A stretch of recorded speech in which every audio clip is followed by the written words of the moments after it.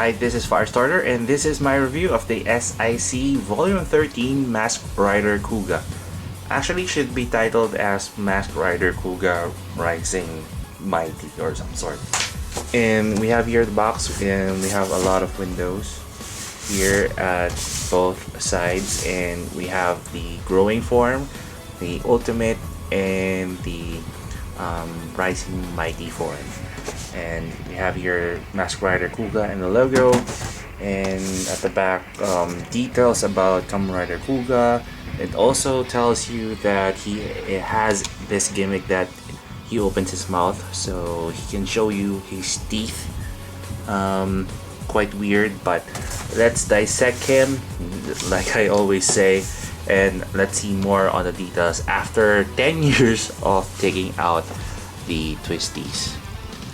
Kuuga Rising Mighty has a basic number of joints that was unheard of even back in the day. Most of the joints are in ball joints, that's why it's easier for you to move. The problem lies when it comes into the articulation are the shoulders. Because of the accent on the shoulders, it doesn't give you much leverage when you move the arms sideways.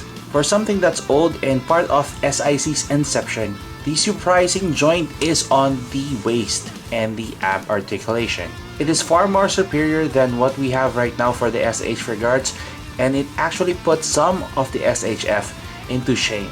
Speaking of ball joints, the knees are also in ball joints, so it has the tendency to have a bow-legged feel. Because this is Rising Mighty, you have the shin detailing on the right part of the leg, and some of the golden trims found on the ankle, the bracelets, and under and over the armor.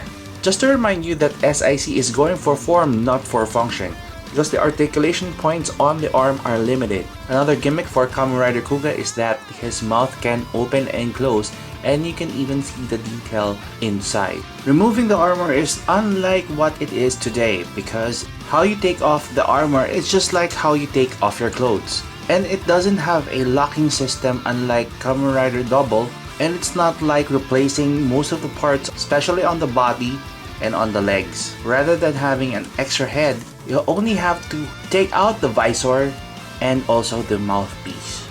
And then the rest is just taking out the arms, the shoulder pads, the shin, and for the new leg and for the new belt. What I'm struggling on is putting on the new parts in, because the ball joints seem bigger than the slots.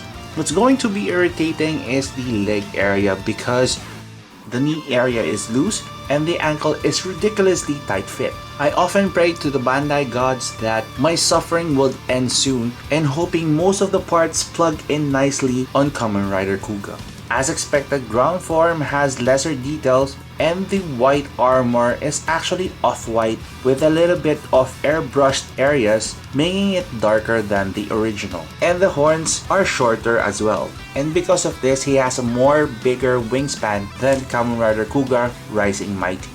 Now that I've shown you growing form, now let's head to ultimate form. The same process is repeated when you transform from growing to ultimate. But this time, there are a lot of snap-ons and additional parts for ultimate form. This entails more pointy accents and sleeves, rather than just changing some parts. Again, you're still struggling placing the hands and the foot onto ultimate Kuuga, but once you figure that out, one word comes into mind: fearsome. With all the pointy areas and bigger muscles than the other two forms, this is the transformation that you are looking forward to. To be honest, I see this as a better form than the SH figure arts counterpart. But despite all of the armor that came into Ultimate Kuuga, it still retains that flexibility and the dynamic posing just like its first form. And here we have Kamen Rider Kuuga Ultimate form, and I think I mentioned everything that you need to know, and you can't even figure out how and which one is the armor area and which one is the snap-on part. So once you get it right, it seems seamless, and you won't even see the gaps and what have you on Ultimate Kuuga. The only thing I would like to complain is the consistency on the gold lines here. Some of them are already in blue, and some still retains their golden figure. I think it's only a minor nitpick, but it won't affect your whole experience on playing with Kamen Rider Kuuga Ultimate form. But amongst all the forms, this is the one I like the most. The joints are really not that loose, and I'm hoping on my next review for Kamen Rider Kuuga, there's some improvements on the joints and how the hands were placed, because right now I'm still struggling in snapping the hands on perfectly on the slot over here. It's quite difficult for me, as you have noticed, my hands are really numb right now just by replacing those hands and foot here on ultimate form, or actually in any kind of forms that the volume 13 has for Kamen Rider Kuuga. And I'm really digging it despite it was been released since 2002. And for those SIC fans, this is the reason why you're proud of collecting SICs. It's the, I'm not saying deformity, but more of the reimagined area for Kamen Rider Kuuga.